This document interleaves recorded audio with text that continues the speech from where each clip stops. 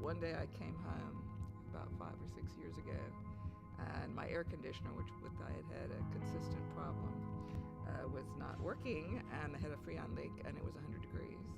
And I lay down, but I just could not go to sleep. And so I had read somewhere that you should get up and just do something, do some task. So I just started sorting boxes, and I didn't feel the least bit sleepy. And I think my adrenaline kicked in. I think it's what happened.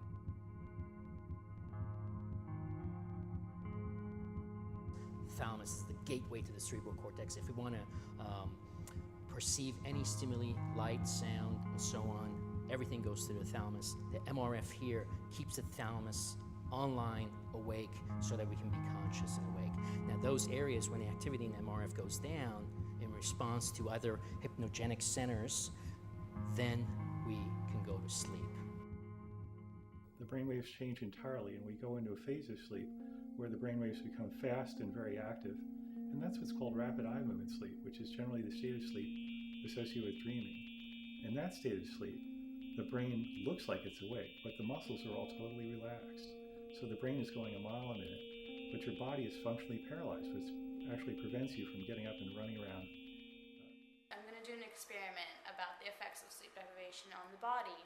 And starting tomorrow morning, I won't sleep for 72 hours, and we'll see how that goes. I am exhausted. And I've been watching divas for the past, hour. I'm really tired. After 24 hours, a person's mental abilities, for example, performing a simple task like driving a car, are going to be the equivalent of driving a car with a blood alcohol level at the legal limit of intoxication. I stopped driving after about 6 or 7 days because I was so distracted when I was driving that I would have my hand on the steering wheel and there would be a shadow on my hand, and I said, oh look, my hand is stamped. Well, where am I going? I was in the car last night, and it just seemed like it was floating, I guess. I didn't want it to stop. By about the third or fourth day, I really started to feel irrational. My rational self was going to sleep, but I was still walking around. There's a brain structure called the amygdala that whenever you're afraid of something, this center turns on and lights up and says, danger, danger.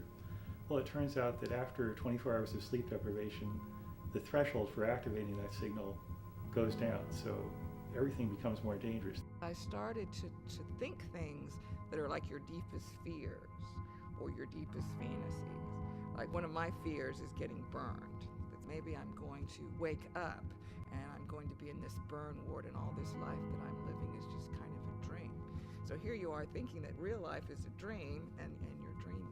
And I began to think all kinds of irrational thoughts, like paranoia. I thought everyone in the apartment, the apartment below me was empty. And I thought they had drilled a hole up through the floor and people were spying on me. I'm going crazy. The iTunes icon on my Mac was jumping up and down, and I got really angry. And I'm kind of angry now. This is not normal. Our whole culture is becoming relatively sleep deprived. And this is a function of a couple different things. One, of course, we have 24-hour news and entertainment. People have things to do all day long and all night long. 300 cable channels you can watch all night long if you want to. We put a big value on being awake, and we depreciate sleep. And we pay a cost for that. And yet we promote this sleep-deprived culture because we want to keep going 24 hours a day.